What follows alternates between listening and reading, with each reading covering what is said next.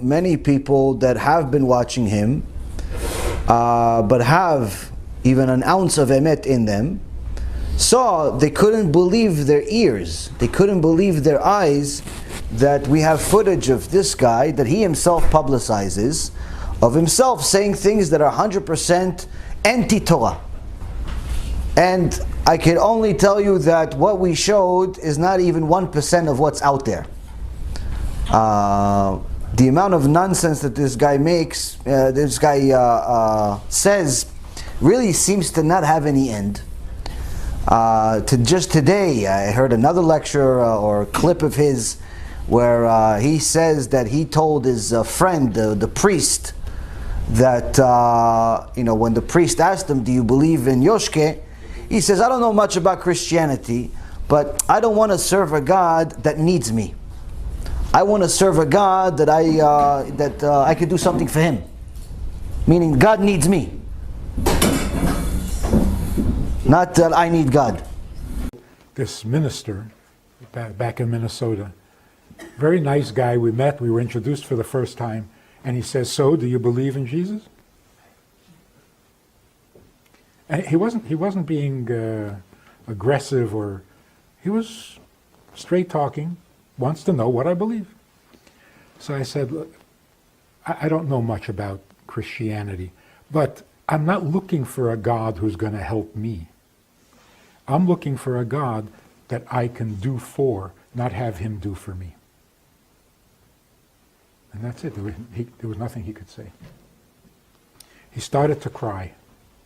And he says, "I never thought of that." Are we here to get from God what we need, which He made us need? This doesn't make any sense at all. What is life all about? Fulfilling your needs. Did I ask for these needs? No. But you got to spend your whole life taking care of your needs. And if you don't, you go to hell? I mean, this is mind-boggling. No, God is the needy one, not us. This has two very important virtues. One is God becomes lovable, not distant and cold and invulnerable. And number two, what a relief.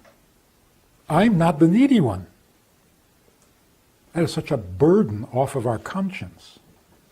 What's wrong with you? When are you going to be? How come you don't? Wait, you should. You better.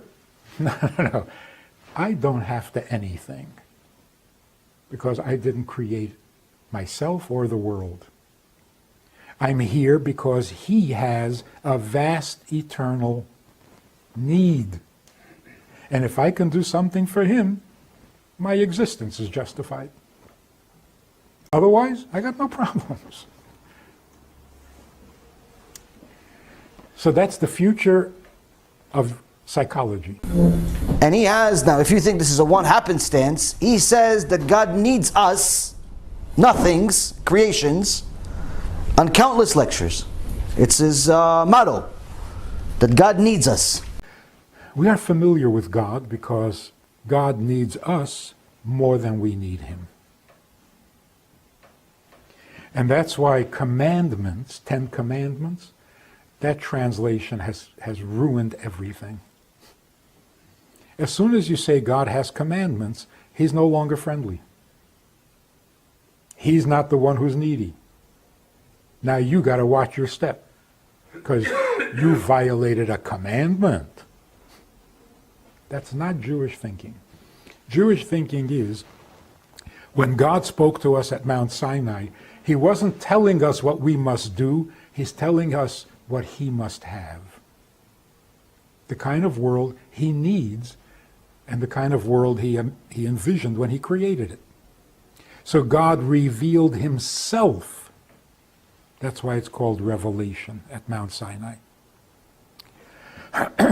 If we could get this into our thinking, into our educational system, we need God.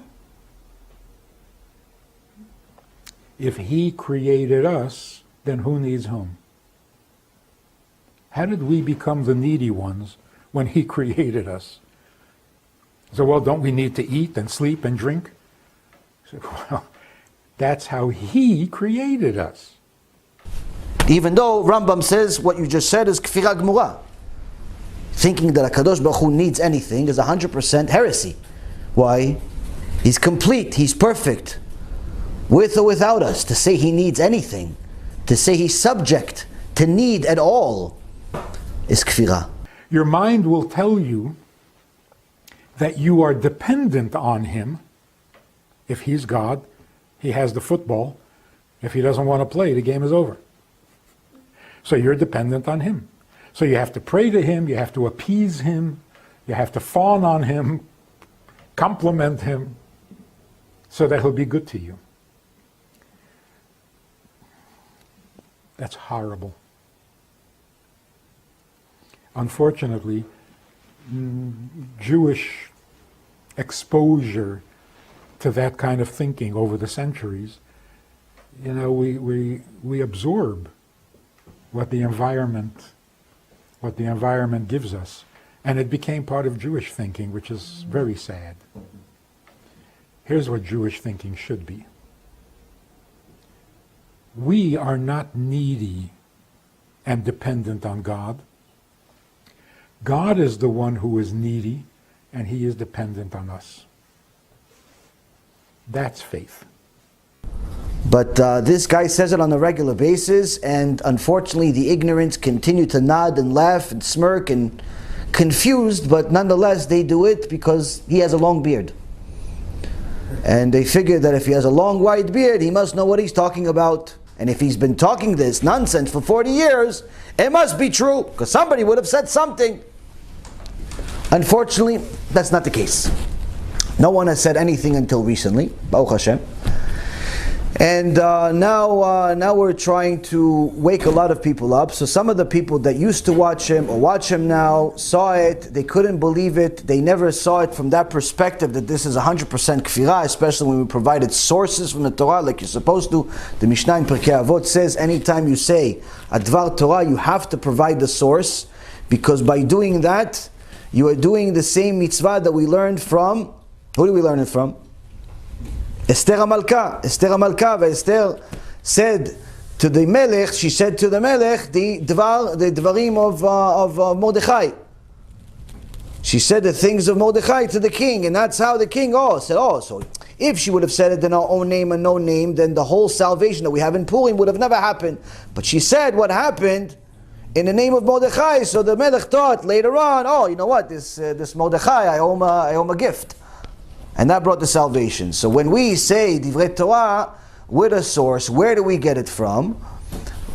That means that we are doing something that we learned from the Torah, which the Mishnah in Avot says brings the Mashiach closer, because we're fulfilling the Torah at the highest level. On the other hand, when a person says Divrei Torah without providing a source, the Mishnah in Avot says, chapter 6 says, that you are delaying the Mashiach chas v'shalom. You have millions and millions of Jews, millions of people, billions of people waiting for Mashiach, righteous people waiting for Mashiach. And because you said Divrei Torah without providing a source, you just delayed the Mashiach. Now why is this delayed the Mashiach? Why is this considered so bad not to provide a source? The reason why, Rabotai, is because what happens is, when a person gets used to not providing a source, it becomes a very bad habit. And what ends up happening, sometimes he says something that people like. So he gets kavod for it. He gets respect for it. And now, he says, you know what? Yeah, it was my chidush. It was my insight. It was my idea. So not only did you forget who actually said the idea, but now even if you remembered, you don't even want to say it. Why? Because you want the kavod for yourself. You want everybody to say chazak u'baruch to you. You are the smart one. You're the genius. You're the gadol. Even though the giant that actually figured it out was born 2, 3, 4, 5, 6, 700 years ago, and toiled for the Torah for years, for 80, 90 years straight, just to get that chidush, but you just stole it for nothing, to get the kavod. So that, Rabotai Yekarim, the Mishnah says, delays the Mashiach. So why do I mention this to you? Because along with talking about people that are wicked, you have to provide a source of why they're wicked. But in today's age, what I found out is that you not only have to provide people the source of why such things are wrong and such things are right, why this person said this and this person said that, but you actually have to show it to them. Because I've said things against certain people and mentioned names a bunch of different times. But never did we see such feedback like we did recently when people actually saw the donkey himself talk. When they saw Manis Friedman, Vayiftach Hashem et pi ha'aton, when he actually started saying something, people reacted. Thousands and thousands of people watched this clip, and Baruch Hashem, many of them woke up. Unfortunately, there's always a bad case, unfortunately, while we're in this world. Some people continue to choose to be blind, and if you look at some of the comments, unfortunately, despite the heretical comments that he makes in his shiurim, they still decided to defend him. They still decide to defend this guy. Say, no, you just didn't understand him. He's on such a high level. You don't understand. The problem is that religious Jews like you don't understand him. And just, wait, hold on a second. So if I study a little bit, I try, Baruch Hashem. And my rabbi studies a lot more. So if somebody like me, my rabbi, can't forget me, I don't know anything. My rabbi, he knows something, I promise you. Finished the Shas 4 times before the age of 20. You do that once in your life, you're already good. 4 times before the age of 20, you know a few things. Twice Yerushalmi, twice Bavli. Wrote 40 books, he just turned 30 years old. Over 40 books. So he knows a few things about Torah, not about Kit Kats and X-Men. Now, he knows a few things. I told him exactly word for word translation. What does it say in this clip? He says it's Kofer Gamur. I said, wait a minute, but he said this and this. For the last 2 years, we've been reviewing videos. This doesn't happen just now. For the last 2 years, he says it's Kofer Gamur. You cannot count him in Minyan. You cannot count this person in Minyan. I said, oh, well, maybe this, maybe that. Arguing back and forth. This is what it is. I spoke to Manis Friedman's son, maybe a year ago, a little less than that. After first time I made a public comment against him, his son called me. I had at least a half hour to an hour conversation with his son. I don't remember the times, it may be even longer. His son tried to defend his father in the name of his father. I believe that Manis was in the background, just didn't want to talk to me, but whatever. The long story short, I spoke to his son who's a rabbi. Claims to be a rabbi. So I said, okay, can you provide me a single source for any of the things that he says in his lectures? And I named a few things. He says, I'm sorry, I don't remember sources. I said, but you're a rabbi. He says, yeah, but I don't remember sources. I said, okay, but can you get back to me with sources? He goes, yeah, I'll get back to you with sources. I said, okay, I don't have to get back to you. I'll give you some sources of why it's wrong. I gave him at least 50 sources. Ishtabach Shemo, I had Siyat Nishmaya that day, as if I was getting Matan Torah that day. I remembered everything, like as if it was like an open book. I gave him source. This is wrong, that is wrong. As if I know something. So I say to him, can you prove all of these sources wrong? The Gemara Rosh Hashanah, the Gemara Sanhedrin, the Reshit Chochmah, the Rambam, the Ramban. Can you Parashat Korach, Parashat Bechukotai, Parashat Kitavo? Can you prove all of these wrong? All of them are wrong. HaKadosh Baruch Hu is wrong. He said, I don't know, I'm sure there's something that... Okay, listen, I told him, listen, let's just cut to the chase.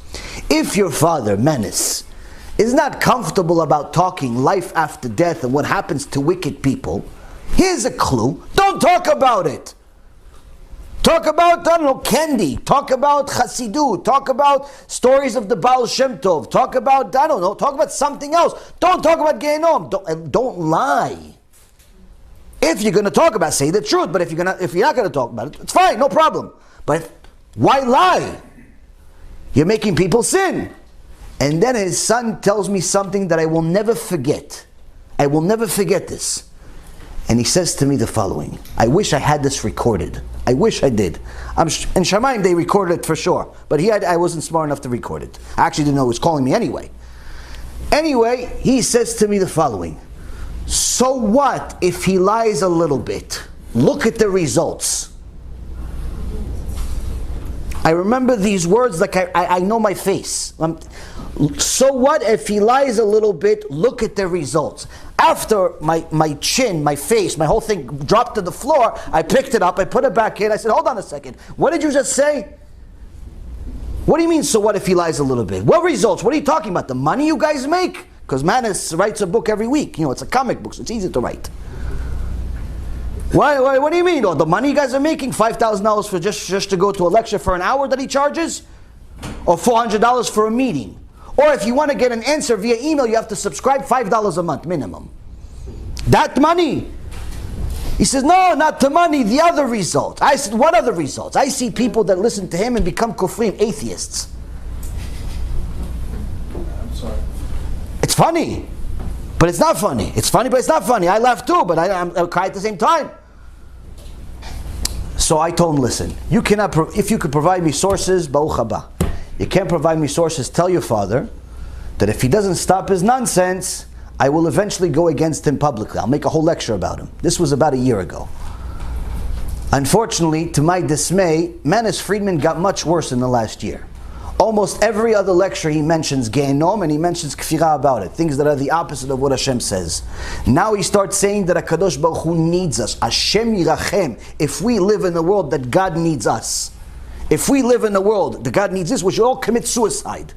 Why? We cannot even take care of ourselves. You're telling me that He needs us, so who's taking care of Him?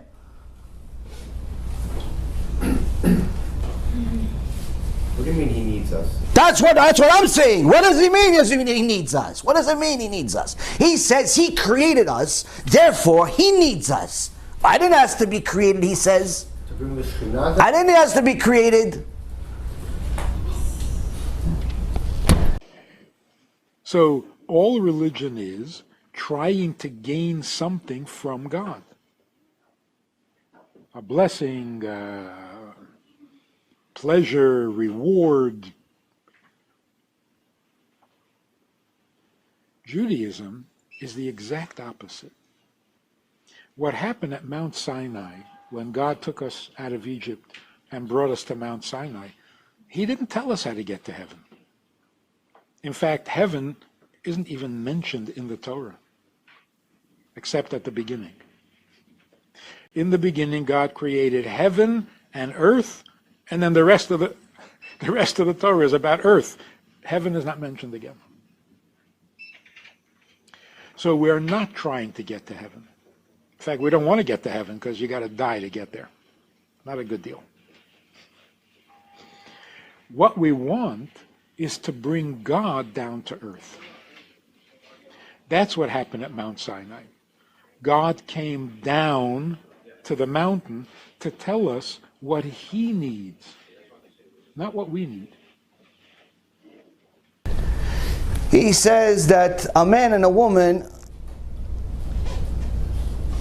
why are they opposite? Why are they attracted to each other? Because originally they were born, Hashem created a man and woman together, which is the Gemara in Masechet Brachot says. And he says that the man and woman really separate, they're bad. So the reason why we're attracted is because it's not good that you're a man alone, and it's not good that you're a woman alone. If you are a woman, you should pay attention to this lady. If you are a woman, Manis Friedman is giving you a chidush. If you are a woman, you don't need the man. No. You need to understand something. In reality, if you're a woman, you have a need to be a man. And if you are a man, you have a need to be a woman. That's why you're attracted to each other. You need to be each other. You need to be, Rabbi, Goldenberg over there, he needs to be his wife, and his wife needs to be him. What? You need to be the other one. That's what makes you guys attracted to each other. You need to be the other one. Why? Because that's who you really are. You're the woman, she's the man, he's the woman, everybody's confused. Except Manis Friedman, he knows. Why are we attracted to the opposite? That, by the way, that is a big mystery in nature. It doesn't make sense. Men should be attracted to men and women should be attracted to women. That makes sense. Huh? What is this attraction to the opposite? What is that, like kind of a dafke? I don't want my own kind. I want dafke what is not the opposite. It's because it's not opposite. It's me. A complete human being is male and female. So a man's attraction to a woman is because he wants to be himself, not he wants something opposite to himself. A woman is attracted to a man because being a woman is not enough. A human being like the first human being, has to be both. Find me a place in the Torah, this I'll give you $1,000. Cash. I'll go borrow. Rabotai, how can people be defending such kfirah? The answer, Be'ezrat Hashem, we'll get a little bit more today. But it's very, very important for us to know that this, unfortunately, has been going on for 40 years with Manis. It has been going on for 40 or 50 or 60 or 100 or a few hundred or a few thousand years. But Am Yisrael, we've always had people like this. He's not new. He's just a new face for the last 40 years. We've always had people like him that try to revolutionize the divine Torah that doesn't need to be revolutionized. Now, HaKadosh Baruch Hu feels bad for people because He loves us. And when we talk about Gan Eden and Gehenom, we're talking about people that know that they are Jews. Know that there's a Torah, know that Torah is divine. What if you just found out that you're a Jew now? Well, guess what? Starting now, your judgment becomes very different. Until now, your judgment was very, very different than what it's going to be from now on. Why? Because if you didn't know you were a Jew for the first 80 years of your life, and you just discovered you're a Jew now, the judgment that you're going to have for the first 80 years is obviously not going to be as critical as it's going to be for us here listening to Shir Torah, knowing that we're Jewish.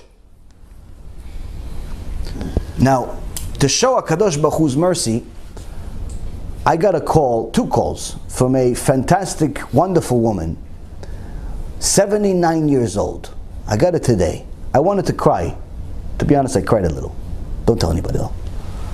79 years old, she just discovered she's a Jew. 79 years old. She just discovered she's a Jew. How did she discover she's a Jew? She heard from her mom years ago, 20 years ago, 25 years ago, that she is Jewish, but they weren't practicing. And her grandmother was also Jewish. But she says, if you're not practicing, like the Christians, you're not a practicing Christian, you're not a Christian. You're not a practicing Arab, you're not really a Muslim. They call you a kofir, they call you a lot of things. But then she heard in a shiur by Rabbi Tovia Singer Sheikhye that if your mother and your grandmother are both Jewish, you're a Jew. And he said this derech agav, like as a side note. It wasn't like a whole lecture about who's a Jew, who's not. He just said a derech agav, like as a side note. HaKadosh Baruch Hu felt bad for this woman to live 80 years without a purpose. Ishtabach shimo la'ad. HaKadosh Baruch Hu says in Sefer Shmuel 2, in chapter 14, verse number 14. Lebilti idach mimenu idach. No one be banished from him. HaKadosh Baruch Hu is not going to let anyone in the world live a life without having a chance to do tshuva. He's not going to have anyone in the world live an entire life without having a chance to see the emet. Everyone gets a chance. Which means, this answers a huge question that people have. Wait a minute, it's not fair. I only discovered such and such when I was 30, when I was 40, when I was 50, when I was 60. Okay, you discovered it? Or what if I didn't, but did you discover it? Yes, okay, so why are you asking, what if you didn't? It's like asking, what if you didn't have grandparents? Then you wouldn't have you. What's the point? Don't ask philosophical questions like Manis. Tachlis, did you find out the truth? Yes, okay, so now act on the truth. If this wonderful lady in the middle of nowhere, Texas, can find out that she's a Jew at 79, you know what this means, Rabotai? That means that HaKadosh Baruch Hu told her you can do full tshuva even at the age 79. You can do tshuva, complete tshuva at 79 and finally give your life a purpose and go to Gan Eden with Moshe Rabbeinu. So that means, Rabotai, that none of us have an excuse. None of us. If this lady was crying to me on the phone, telling me, what do I do now? What does Hashem want from me now? What do I do? I said, don't worry, I'll send you some information, Bezrat Hashem will be in touch, and so on and so forth. I have no doubt in my mind that she's going to do tshuva, complete tshuva.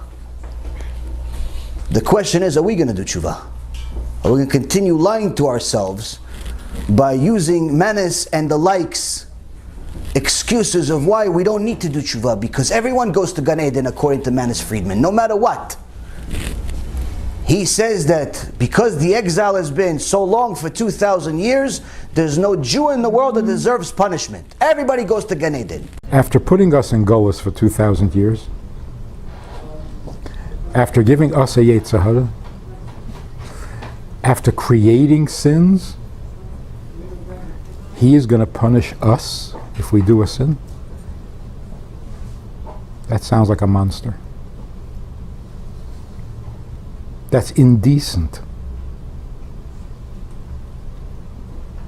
That's like blaming the victim. Today, because of how long the Golus has gone on, there isn't a Jew in the world who deserves punishment, no matter what he does. So what is it like to be in hell?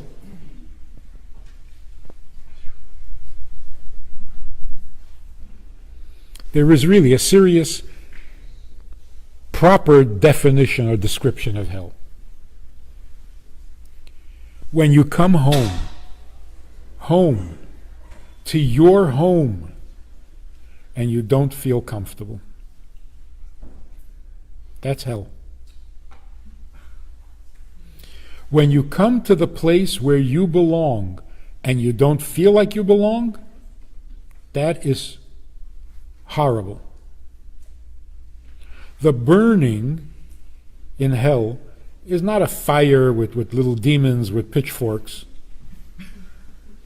The burning in hell is the embarrassment that a soul feels when it doesn't know how to be a soul anymore. Some souls go back to the world of souls as if they never left. Completely comfortable being a soul. That's heaven.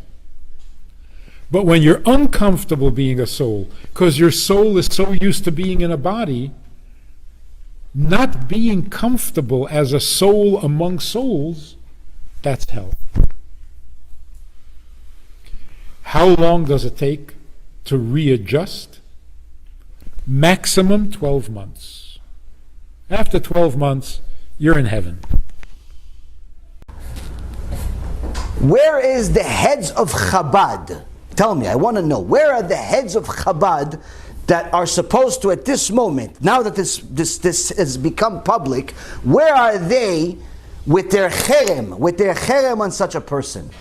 Where are they? Where are the leaders of his own keilah? Where are the leaders of this community? Where are the leaders in New York? Where are the leaders in Los Angeles? And in all places around the world? Where are all of they? Now, right now that you've seen and it's been highlighted that this person has been saying things that are against the Torah. What are you going to tell me? That, oh, you just don't understand? Well, Rabotai, if I don't understand, that's not such a big deal. I'm not such a smart person. But my rabbi, he's a very smart person.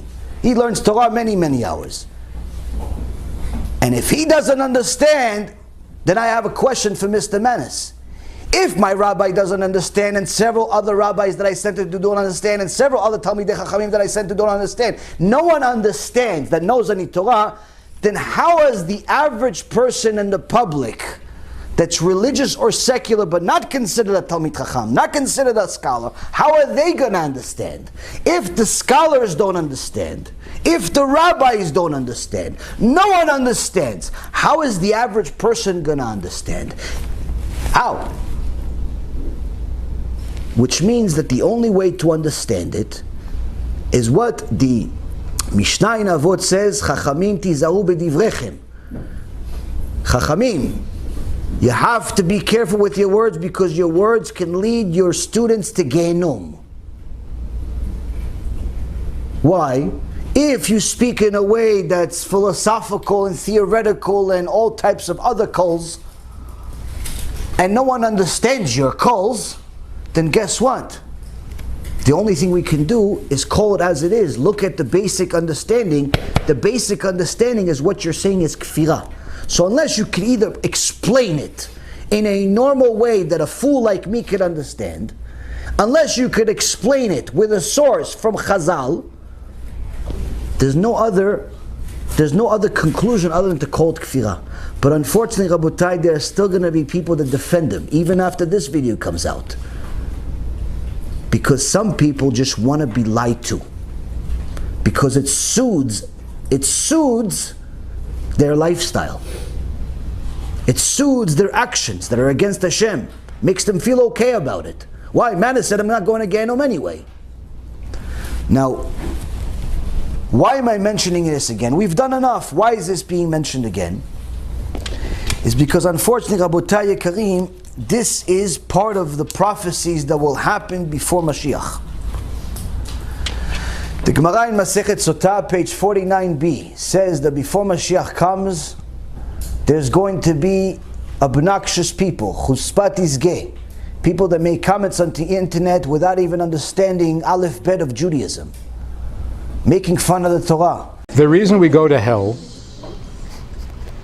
when we die is because we want to be with our friends.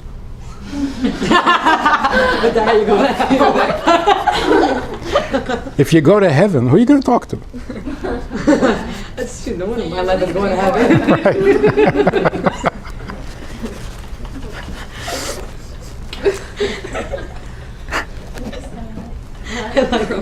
You know, Christians are afraid of hell.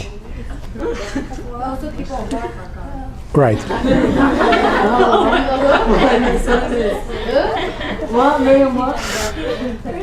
It's a Borough Park thing. Yeah. So first of all, what is Gehenna? What is it? Oh, what it is, you burn like a barbecue. You roast on a fire on the. What are we talking about here? On the neshama? Your neshama goes to hell and burns. How do you burn on the neshama? Your neshama is fine. That's right. How do you burn it?